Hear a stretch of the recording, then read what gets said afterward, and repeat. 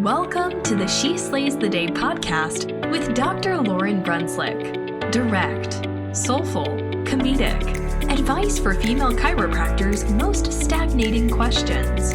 Let's talk business, marriage and relationships, momming, and self-development. Here's your host, Dr. Lauren Brunslick. Welcome to the She Slays the Day podcast. I'm your host, Dr. Lauren Brunslick. It's so nice to meet you. If this is your first time listening, this is a really weird episode to start on. So don't do it. Go back and listen to episode 1. Fall in love with me first before you hear today's. Today's a super, I don't want to call it strange. It's a vulnerable one. This has nothing to do with chiropractic today. So this podcast is for chiropractic women. And I would say today's subject is very much a woman subject. It definitely could be a man subject too. So it's interesting because, we have 4 different cores that the podcast is about. One of them being self-development, one of them being momming, one of them being relationships, one of them being business, marketing, branding.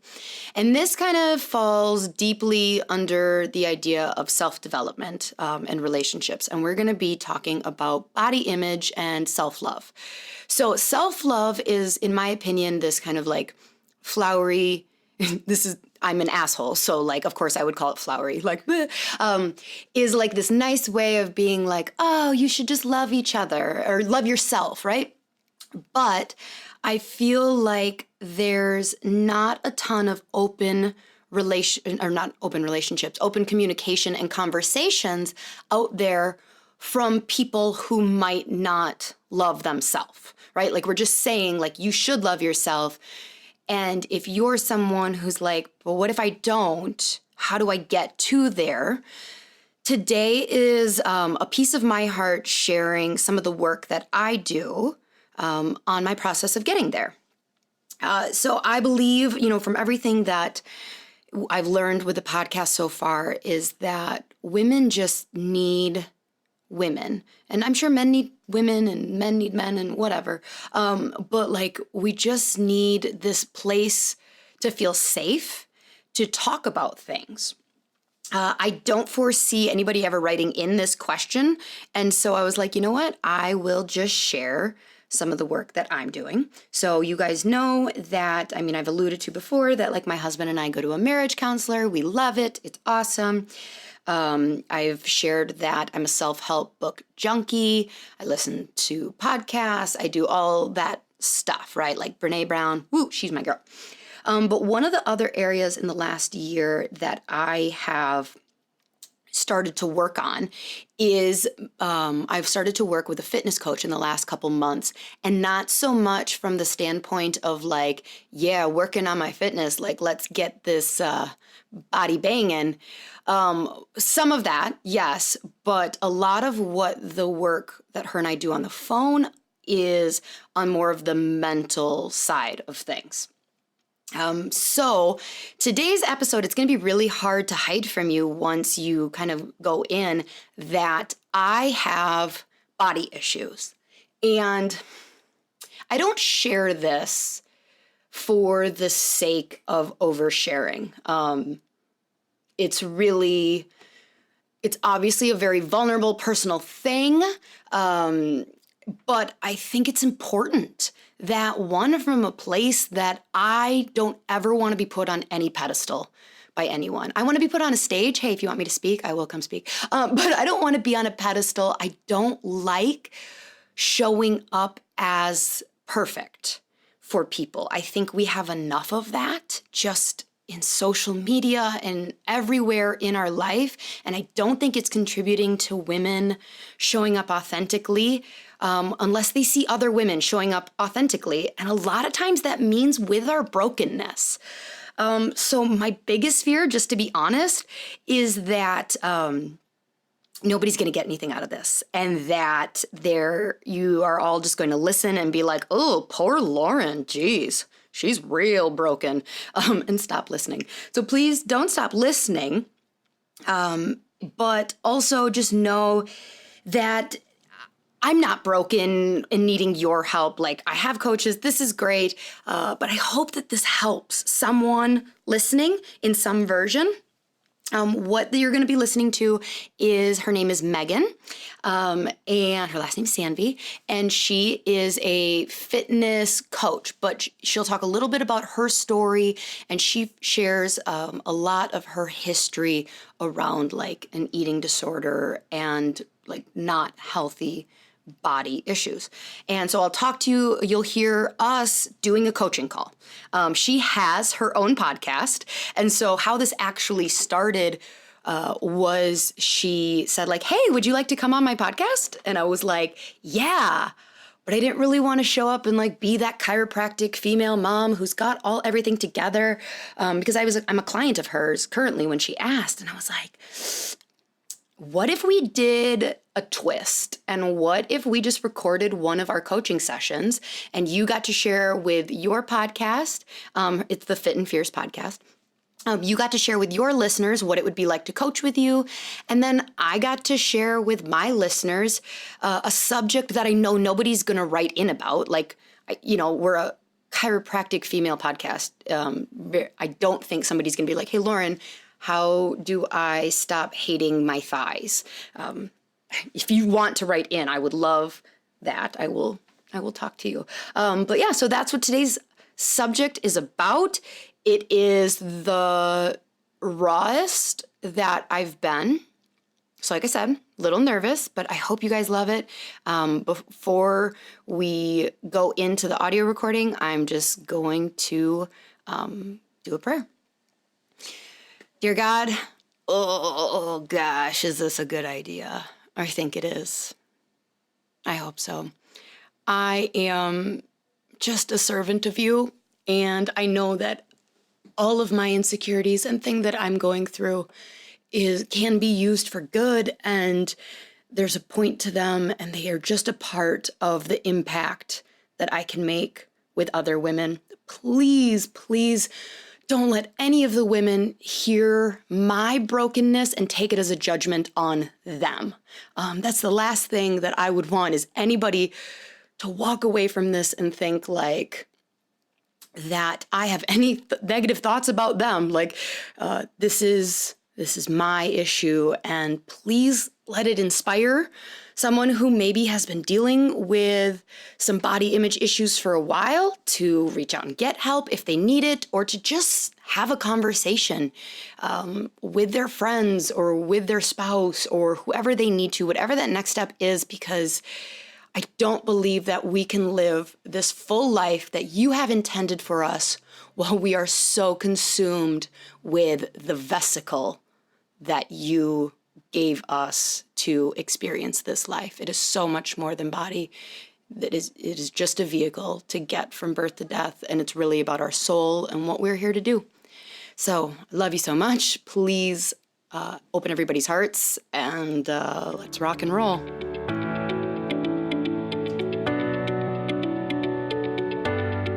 Hey, Lauren. Hi. Can you hear me? I can. We've been having great tech issues today, so let's hold our breath. It's Mercury. It's Mercury and retrograde. It stops at 12:36 today, so like 2 minutes from the time we're recording this, we should be good. All right. Okay.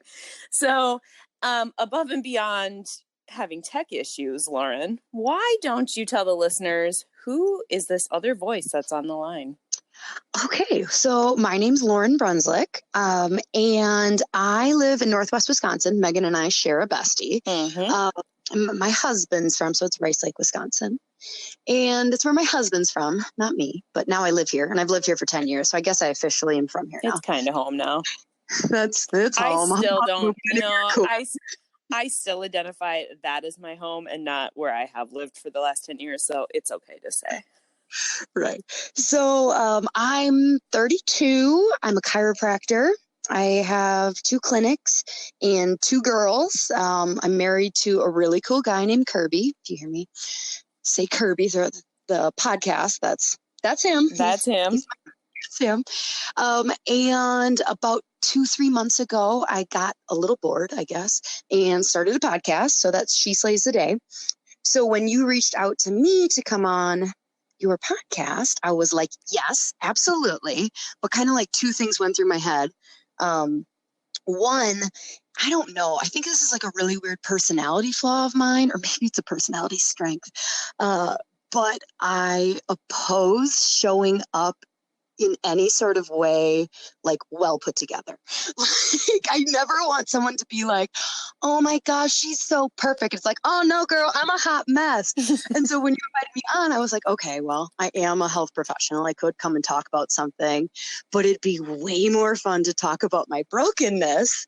And I'm always like trying to do like time management, but like, what if we do this and that? And so I had reached out to you and said, what if we talk about like body image, because I had hired you to be my coach. And I said, and then we can use the recording on my podcast too. And I was like, yep, doing it. Let's do it. I've been waiting and waiting for a really good fit of that. And I think that this is a really good environment to hit two audiences and to just be really open and honest about what coaching is. Yeah, absolutely. So then I should rewind a little bit to us talking about getting on each other's podcast to when I actually decided to hire you as a coach. So like I said, I'm 32. I have my history with just body, weight loss, all that stuff is I kind of went through, I don't know, you're just like normal, awkward middle schooler age. I was very chunky. I had heavy orthodontic stuff happening, like glasses. And I wasn't picked on, like I wasn't bullied or anything like that. I just really was, I don't know, invisible. Like I had friends, but like what happened is over the course of, I don't know if it was hormones or like a lot of Subway. Jared was really big back then. Big time in our age. It was a very big time. And I don't know. I showed up basically freshman year, 40 pounds less. The braces came off. It was like that moment and She's All That, where it's like all of a sudden I had boys' attention and I made the cheerleading squad and I had all these new friends who had parties. And when I was reflecting on telling my like who I am and my story on the podcast, I was like, I never realized that probably like all of a sudden I was no longer invisible. I was seen. And I think that really cemented some unhealthy body image and self-worth stuff into my like neurology, if you will. It was the quintessential, you're going to be valued, you're going to be worthy when you look a certain way and not until you look a certain way. And what made it worse is like life validated it. It wasn't like just this rumor. Everybody notices suddenly you're beautiful when what were you before? Right. So, that was freshman year. So basically freshman year till now, I stayed like, I kind of what I call like found my default body. There was a couple like random years where like freshman year, I gained like a freshman 30. Whoops. And I have two girls and both of my pregnancies, I gained 70 pounds.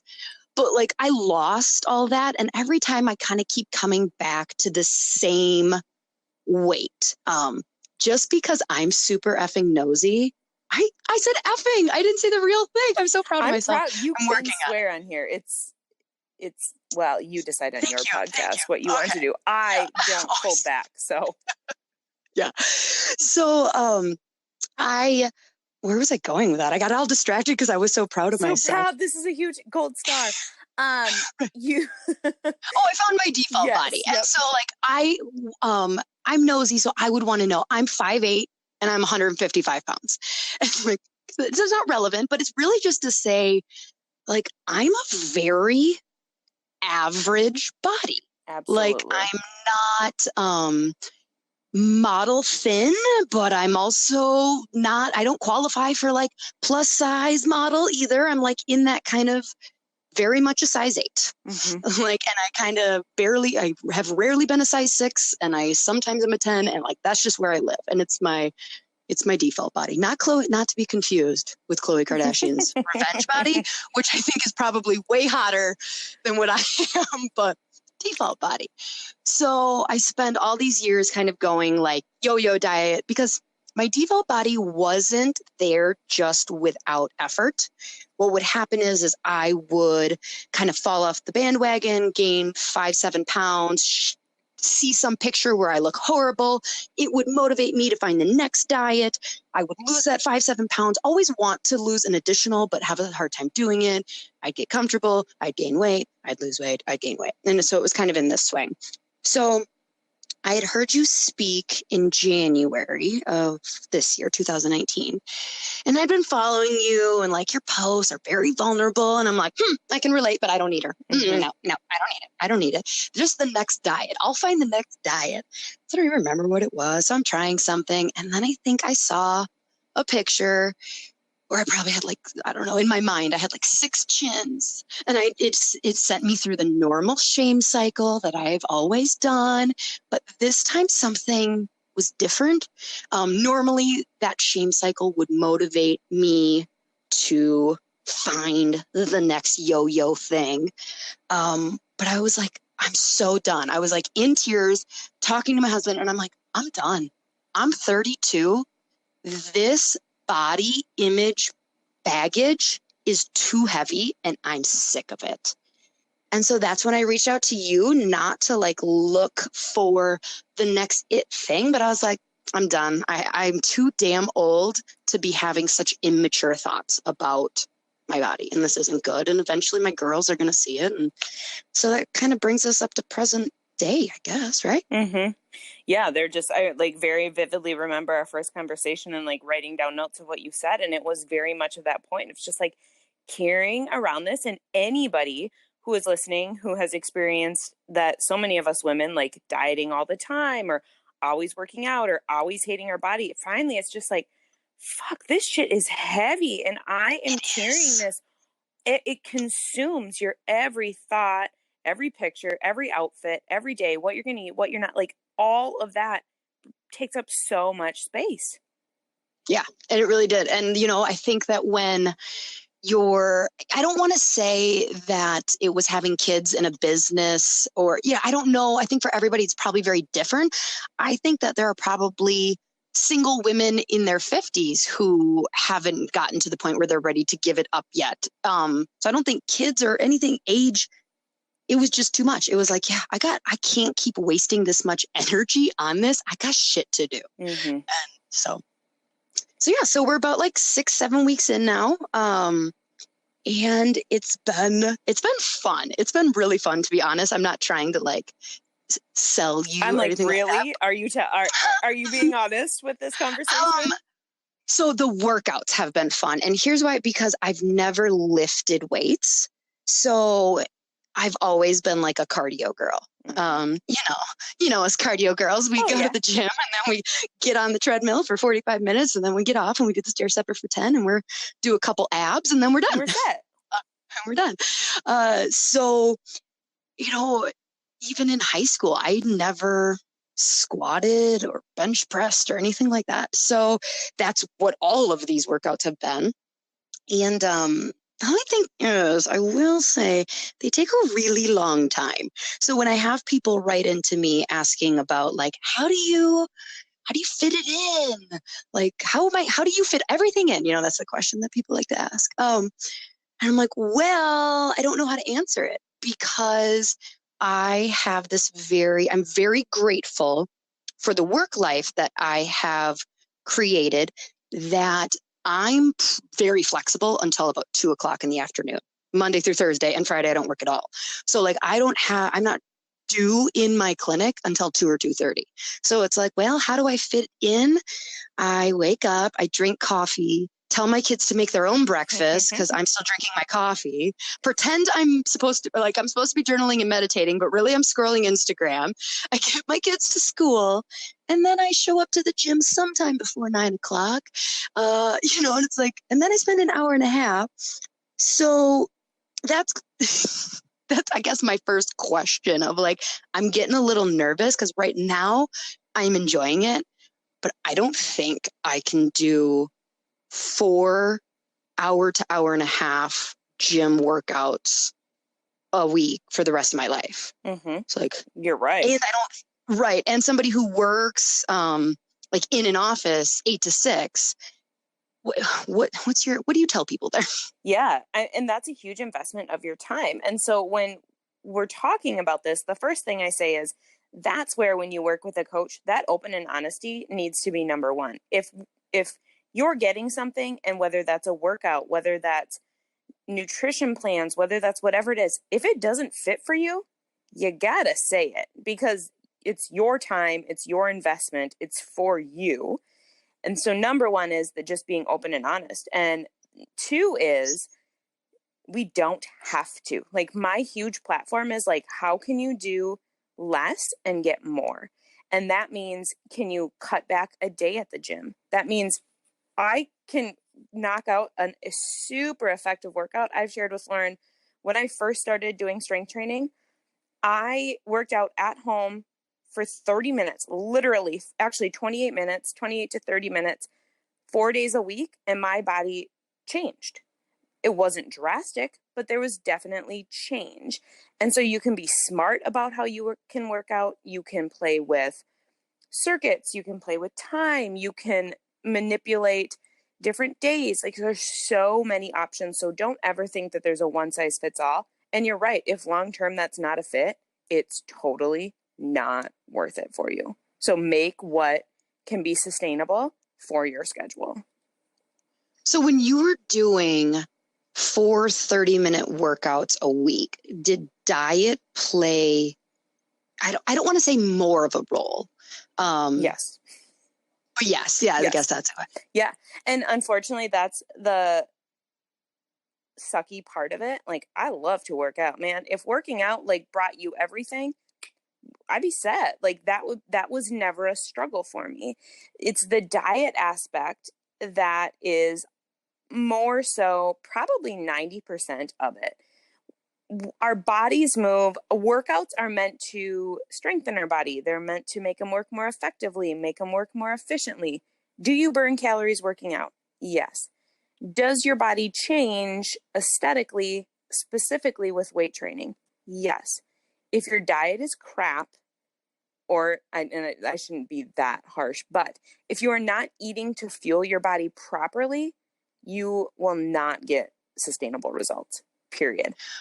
What if you're super awesome about fueling your body for 22 out of 24 hours a day, but you kind of find the peanut butter jar and chips like right before bed? I'm asking for a friend. Just a hypothetical question. Right. So no, that is something, again, that I very much struggle with. And what you've told me in previous coaching calls, and like kind of what I've heard is like, oh, and maybe other people have said like, oh, you need to eat more throughout the day. And I'm like, I'm not actually hungry. I'm not starving earlier in the day. Like, I probably get through my entire day, even with an intense workout and going to the clinic, on like 300 calories of coffee and 400 calories of food. And then I eat dinner like a normal person, but I honestly don't know if it comes to the fact that I wasn't fueling myself enough during the day, like with food and nutrients, as much as it might be like that emotional, okay, the kids are in bed. My husband and I are going to turn on Big Little Lies, because Game of Thrones is over. We're going to open that bottle of wine. And then about halfway through the bottle of wine, we're getting like, you know what?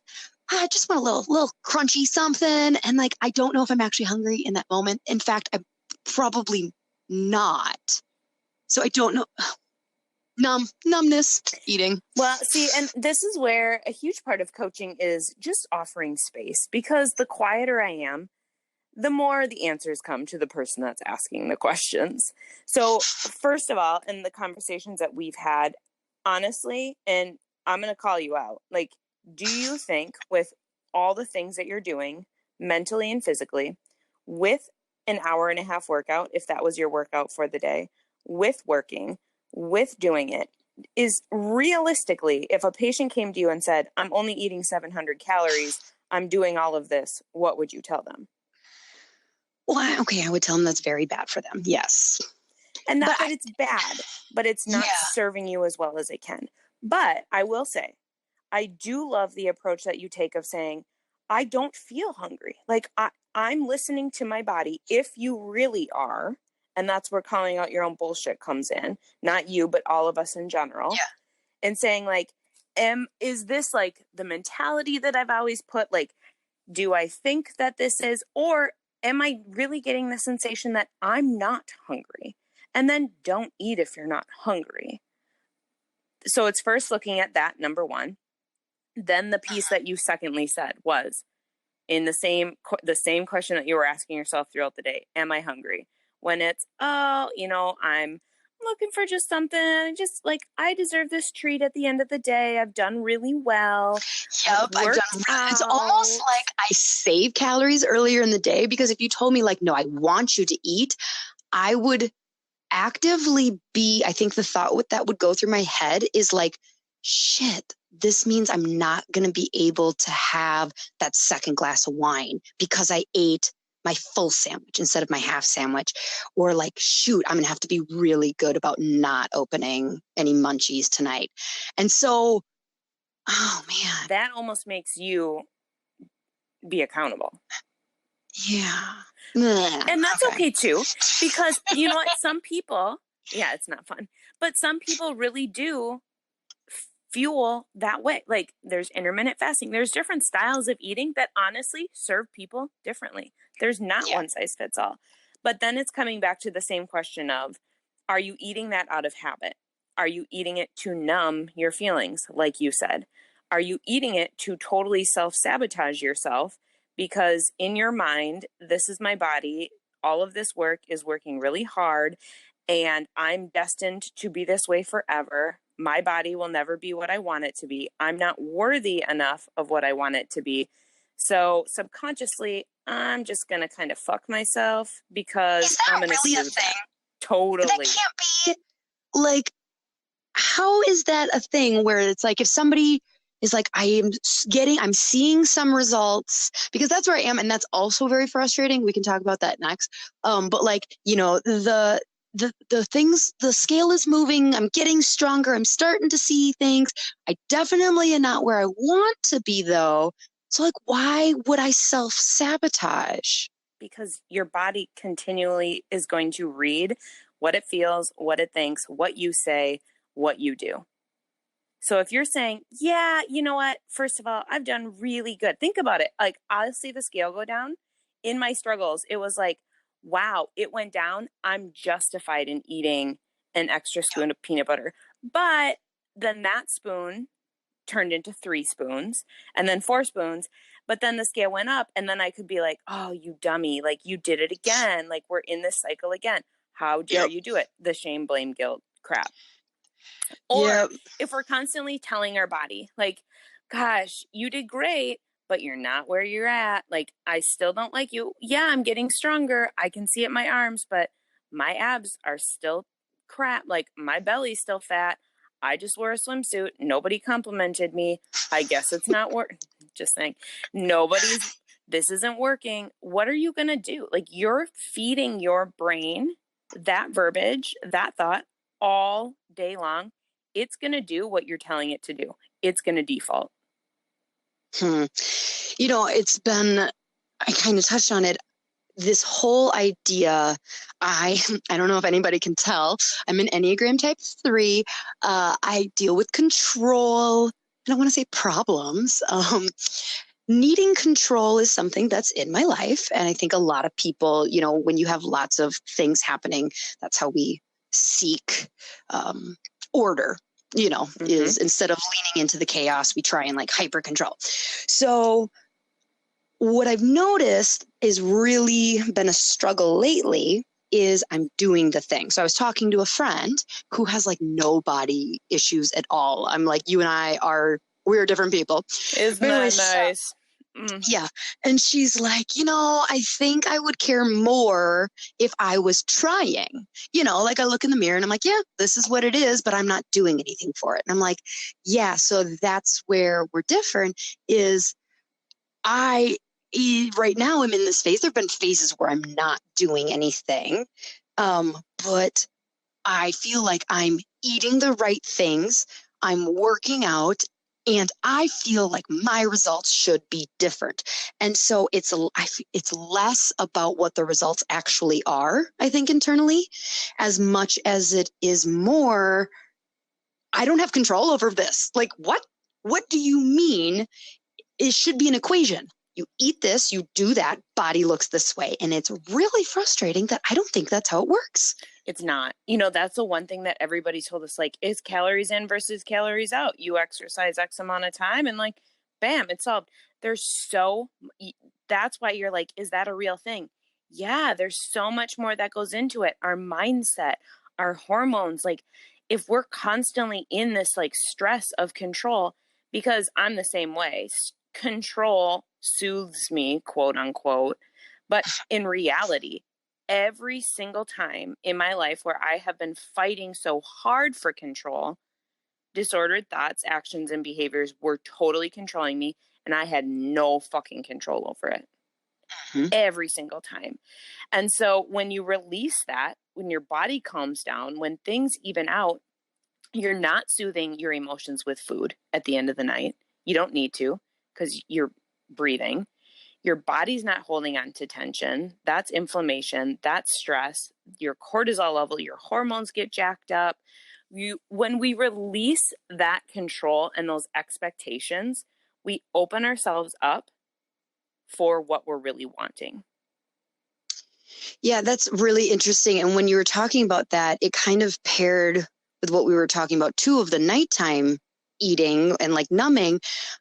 Kirby told me about my study that's been done a long time ago, but basically they've proven that willpower and self-control is almost like a muscle. It fatigues. Mm-hmm. So I am likely controlling all day long from the moment I wake up. Not too much creamer. Nope. I will do cold brew, not a latte, like only one pump.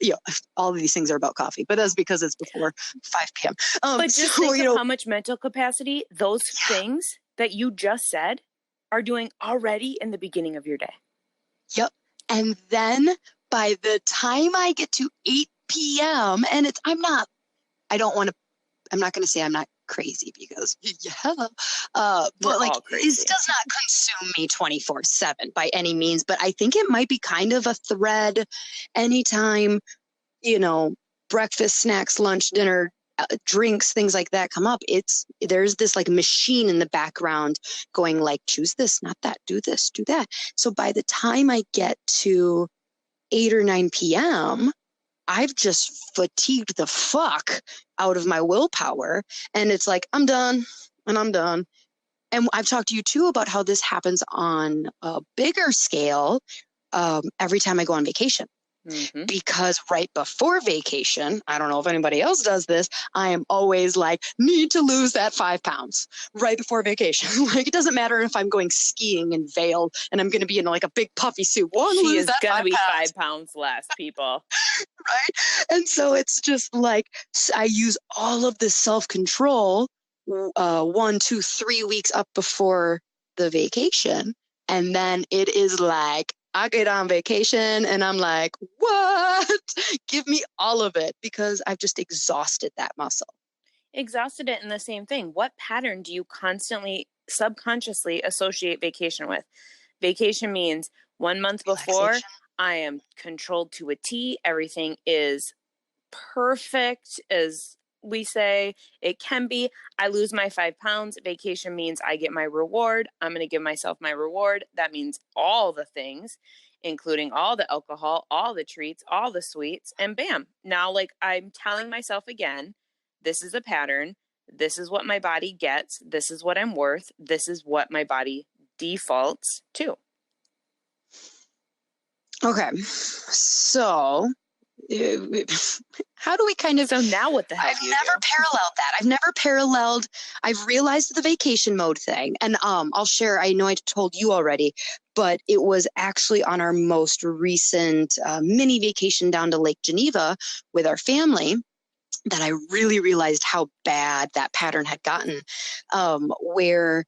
So my eldest, Charlie, who's 7, she has dairy issues. So it's not like so bad that, we'll ask for like a cheeseburger with no butter on the bun or no cheese. Like she can handle that, but like she does not do well on yogurt, straight up milk, ice cream, things like that. So we're on vacation and it's about 36 hours in, and she is having some of these old signs like that bedwetting and having bowel issues. And I look back and I'm like, oh, she's had 3 like ice cream stores in the last 36 hours. Now she's 7. She didn't drive to the ice cream store. I took her there. I literally pointed it out and was like, ice cream. And I'm like, oh my gosh, I am already training her. We would never, like, ice cream's a treat. She gets it once or twice a month during the summer in our house when we're home. But like, here I am just like, of course you can have treats. Of course there's dessert after lunch and breakfast and cookies for breakfast. And I'm like, oh, and so I came back from that talking to you like, okay, we got to handle this vacation mode thing because I am totally setting up a pattern in my 7-year-old that I'm trying to break at 32. And I don't want her to go through that. Mm-hmm. So that was helpful. And but tying it to the 9 o'clock thing now, I'm like, oh, I do it on a micro scale every day. Exactly. I was just going to say, we do that in such like macro versions and micro versions. And the other question that I asked you is, and we talked about, it's not that having ice cream is inherently bad, but does it make Charlie feel good? Clearly not. So it's not honoring that. It's also not that like we're cutting this out and we never can have it. But why do we put that time on a pedestal? Why don't you have ice cream every night at your house? Like, what does it matter if you did that on a Tuesday? Yeah. Just finding, instead of having these 2 modes of self-control and out of control, it's just not black and white. Yeah. Okay. So I think I know what you're going to say on this. One of the other main conversations that we keep having, and I would say is a major block still, and I need more coaching on, is this whole self-love acceptance thing. So for people who don't know me, I am like the most confident, insecure person you'll ever meet. It's like anybody who ever hears like, wait a minute, you have any insecurities in life? I'm like, yes, I do. Because I walk around with this, like, there's some things I just don't give a shit. And then all these other things that I care extensively about. Like, why didn't they put a smiley? Like, if my friend doesn't put a smiley face after their text, I'm like, oh my God, she's mad. She's totally mad. And I have called like 6-7 times leaving voicemails. Are you mad at me? I'm really sorry. So anyway, that was just my craziness and ADD coming. Because we just need some validation. Right. Yeah. All comes back to that. But this self-love. So when I think of self-love, I think of acceptance. Is this true? It's a huge part of what self-love is. Self-love is not sunshine and rainbows. It's not every day waking up and loving yourself. I am still on my self-love journey. I think we all continue to be every day. I am a much more evolved person. The story that I've shared with you, Lauren, and with my listeners over and over again is you cannot change your body if you do not start coming from a place of love. Can you in the short term? Absolutely. Does the short term bring you any kind of actual deep satisfaction or gratitude or love? No. The most miserable time in my life was when I was my smallest. Easily 25 pounds smaller than I am now. I was awful human. I hated myself more than I ever have. My body was disgusting. I was disgusting. I was anxious. My life was just crumbling, but it should have been perfect. Like, I was finally small. Mm-hmm. And it wasn't, because I still hated myself internally. And it wasn't until I was like, okay, this isn't working. What's wrong? And dove into that avenue of acceptance, which is, like you said, that self-love. It's not, still don't look in the mirror every day and be like, I got it. I love every piece of me. I feel great every day. We were going to do this on Zoom, and I was like, don't judge me because I look like crap today. Like, I still pick up parts of my body, but I can catch myself when I'm doing it, which is the first step of just realizing it and knowing that my outward body is not why people love me. It's not when people think of me, I hope it's my message. I hope it's my spirit. I hope it's my vibrations and energy that people love, not my physicality. And self-love doesn't also mean, great, well, here I am. Like, I'm stuck here. Like, I love myself now. I can never change it. It doesn't mean that we can't. Yeah. That's the big, like, opposition that I think I know I need to get over, is when I go like, okay, so if I love and accept my body, I associate that with, I accept that this is what I will look like at its peak for the rest of my life, and it won't get better. And so you can imagine that that is something that I actively would like turn and run from, of like, no, I will love my body in 5-10 more pounds. Then I'll accept it and love it for the rest of the life. It can stay that weight and that look for the rest, but I can't accept this yet, because if I accept the way my stomach looks, how would it get more toned? Like, how, that's what I don't understand, of like, where's the motivation coming from?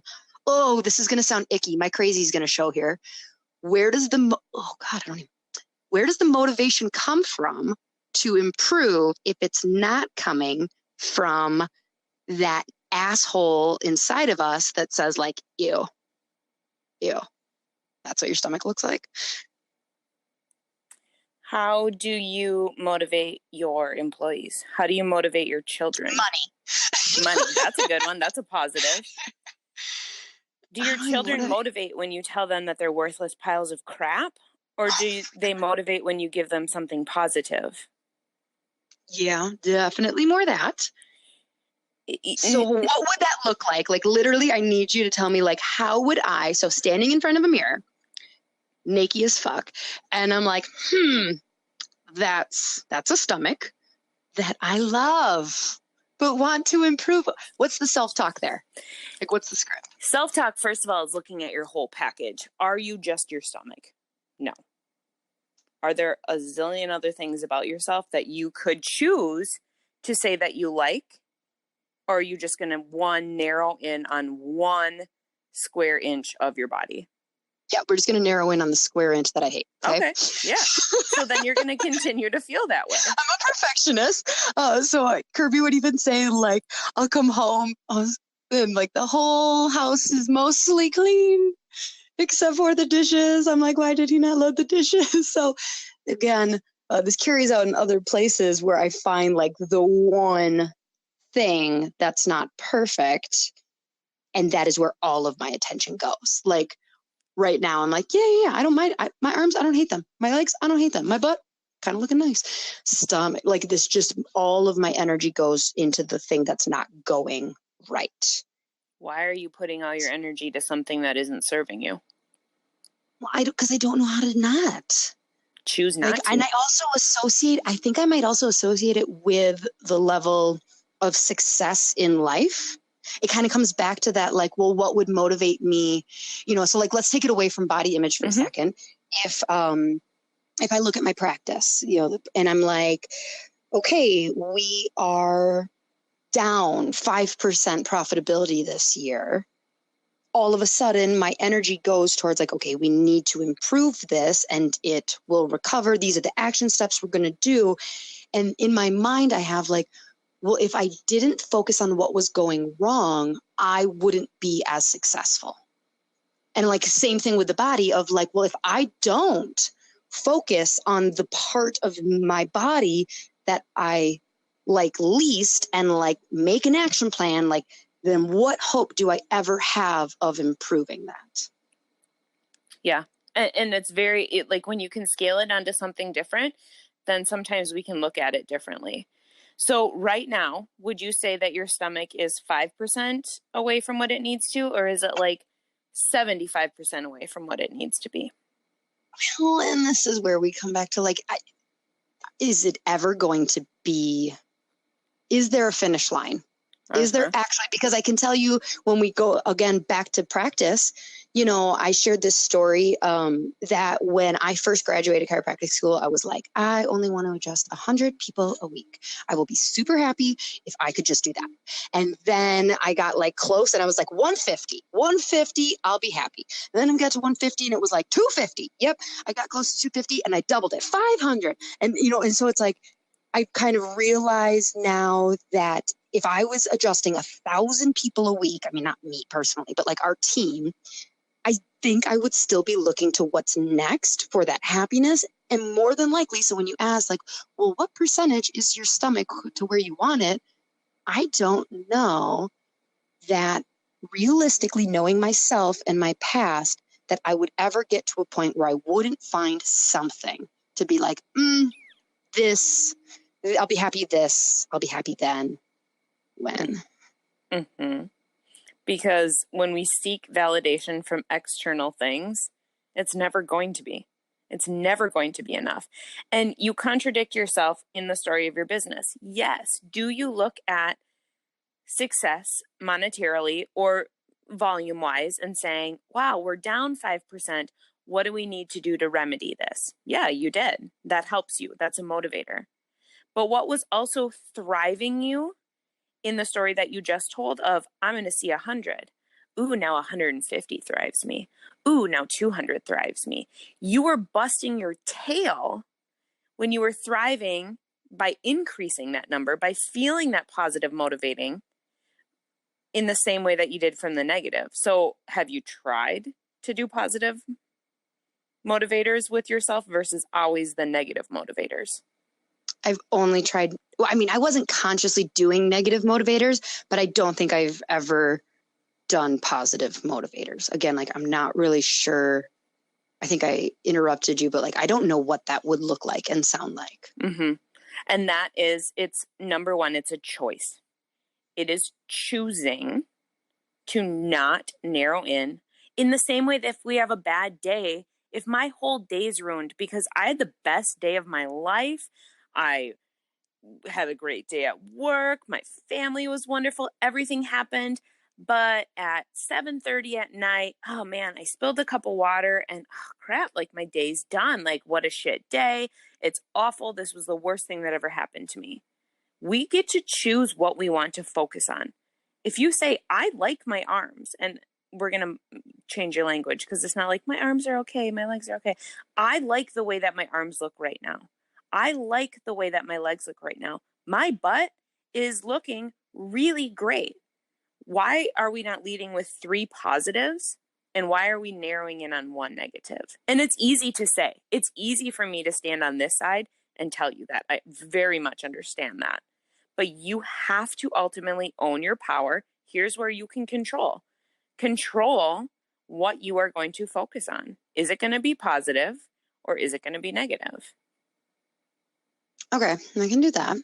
So one of the exercises that you gave me 2 weeks ago was to like really feel, like sit in the feeling of feeling proud or good about something. Mm-hmm. And that kind of like, it was working really well. So I was wearing a swimsuit and feeling strong, feeling comfortable in the swimming suit, but none of my friends said anything all day long.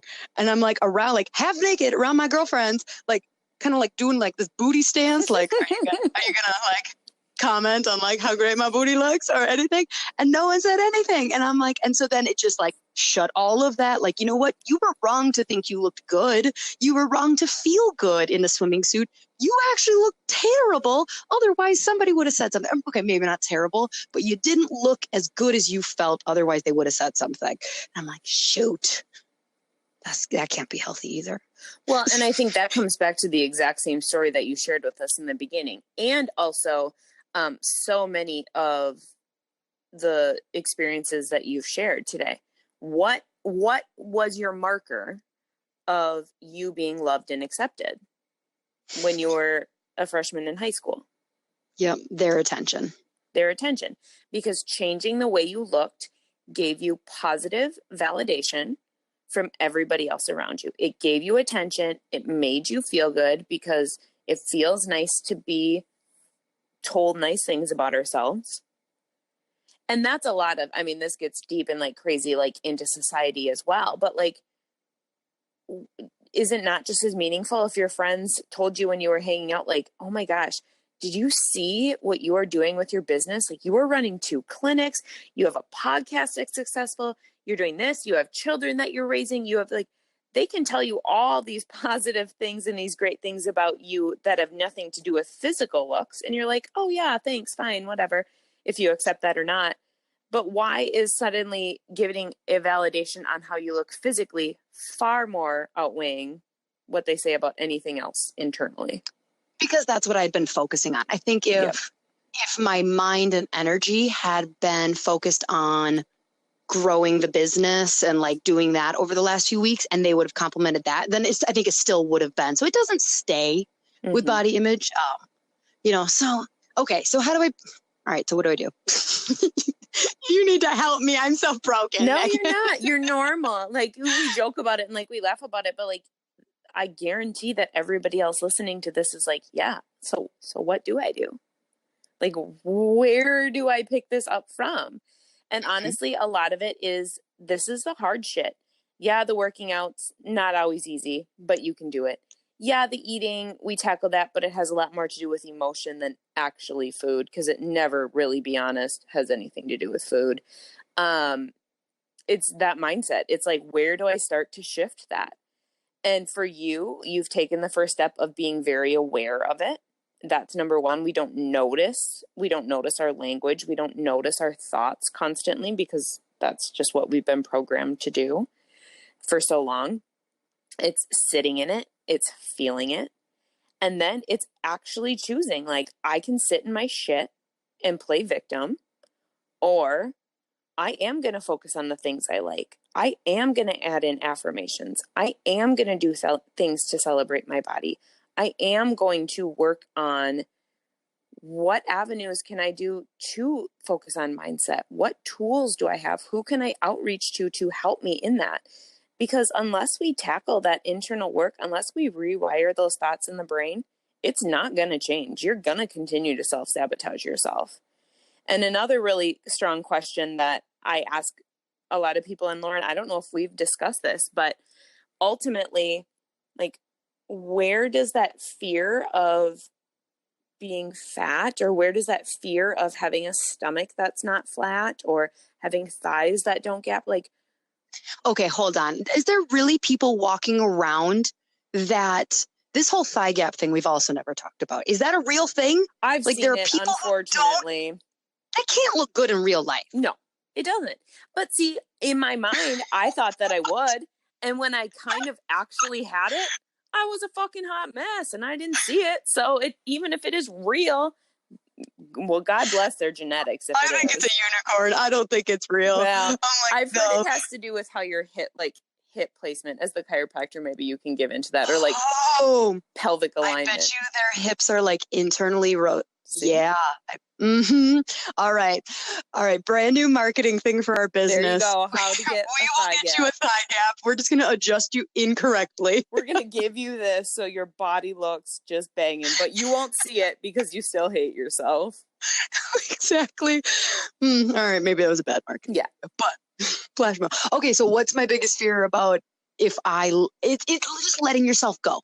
I think I have no, I'm actually very anti-fat shaming. I'm very sensitive to it anytime, I hear anybody like, oh, did you see she gained 10 pounds? I'm like, ooh, it like makes a really icky feeling. So I don't think it's that my fear is like, oh no, I'm going to be fat. It's against my like wiring that I associate, or sorry, it is my wiring that I associate letting go of that, letting go of those negative baggage, whatever, as letting myself go. And if I let myself go, then nobody loves me, because nobody loved me when I was in 8th grade, but they sure did when I was a freshman. They'll love me. I'll just be broke as F and like not be able to show my rib cage midriff, which is my favorite part. Like, mine too. That's why you get really high-waisted everything. Super high-waisted. You know that inch right below the sports bra? That's my sexiest. Yeah, everybody's. So like I would lose that. Like, no, my husband would still love me. Like my kids would still love me, and that would be fantastic. And honestly, my business would still, but well, no, because like I said, I associate letting go with like all the success. So if I let go in one area, the whole thing's just going to implode. So there, you've reached it again. Like when we focus so much on one thing and we really dive into it, it has nothing to do with your body. It's if I let this part of me go, then everything else cascades down. Yeah. And my business, like that is where that mindset work in. And the question that I'm going to ask too, like as we kind of do with our coaching calls, as this very much has been, is okay, so it's a lot. They can be really heavy. It's like you kind of get to a point where it's like, all right, I need to like I need to stop talking to you. I need to just digest everything that's happened. But then you do that with some homework. And the question that I'm going to leave you with, and that I want you to, is because also, as all the listeners can guess, one coaching call doesn't fix you. One day at the gym doesn't make your body look banging. One salad doesn't suddenly make you lose 10 pounds. Like all of this is a chosen work in progress that you choose to, because you think that you have value to, you think that you are worth working on yourself. But the question, Lauren, that I'm going to leave you with is, have you actually tried to release it? Like you hold so tight on that control. Think about, like, have you ever led with not doing that? And what would your life be like if just for a week, we never have to do anything long term? What if for 2 weeks? What if a week you just released leading with that and chose something different?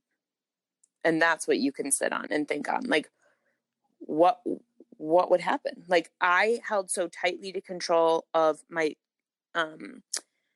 my macros and tracking my food. And I had this death grip on because that's all I knew. And I was so scared to let it go. Guess what? I finally released it. I was like, okay, I'm going to stop for a week. And the app's on my phone. I can track it if I want to. I can do whatever I want midday if I want to. And things changed in a really positive way. That's a very small example. But like, what happens if we stop leading with that fear and just try something? Try. I can do that. I can try. I will tell you, it makes me very nervous. It should. But I'm willing to try because I'm paying you. Make you scared. And if I'm not going to listen to your homework, then that's stupid. Yeah. So, okay, I can work on that. There we go. Well, this is a really weird way to end a podcast. I think both of us are very used to like, you know, tight wrapping up things in a nice little bow, but it's kind of life. It is totally life. And honestly, even these like huge conversations and topics that we each tackle, like we pretend like, okay, well, there was my 45 minutes on that topic. So now that's solved and on the shelf. So it's more real life. Yeah. Well, thanks, Megan. Thank you, Lauren. Thanks for the idea. Thanks for doing it. And I am going to wrap it up in one tiny little way because my control freakness cannot. So like, as we digress from coaching status, and maybe I should ask my coaching clients this, but every person that's on my podcast has to answer the question of, what does being fierce mean to you? Oh man, I think you probably should have prepared me for this. That's okay. I like off cuff. I don't like preparedness. So I think Beyonce's fierce. So can I say embodying Beyonce, but not like body? Like she just carries this, like, I don't give a fuck. She's just doing her. Yep. So yeah, Sasha Fierce. Isn't that her alter ego? I think it is. Maybe that's why you associate, but it's true. Yeah. We just need to Middle get you an fingers alter up. ego. Yep. Well, now So- we figured it out. We figured it out. Perfect. Lauren Fierce is not cool enough, so we'll take recommendations from the listeners. Send it in. Let her know what we can change it to. Awesome. Well, thank you, Lauren. Thanks, Megan. All right. Oofta. Hopefully that was rougher for me than it was for you.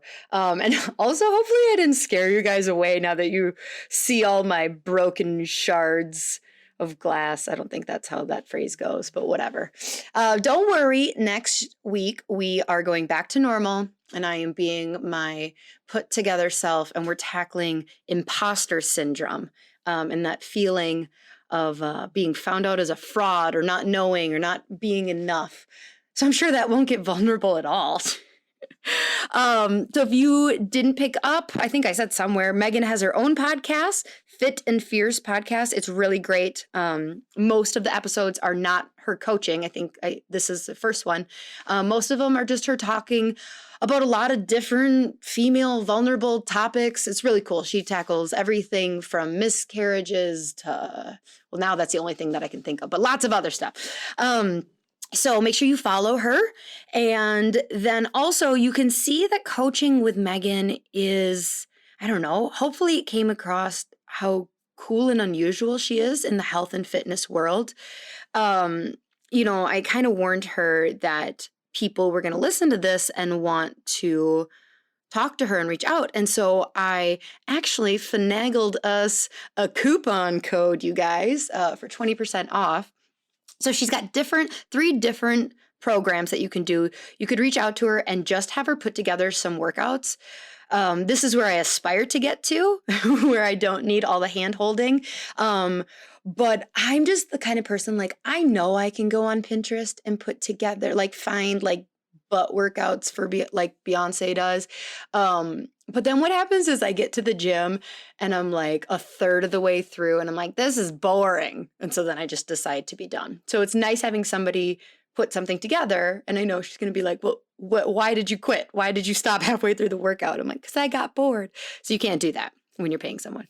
Also, you could do just workouts and food, and that's where she's going to be helping you figure out your macros, or you can do what you just heard and do workouts, food, and the one-on-one coaching.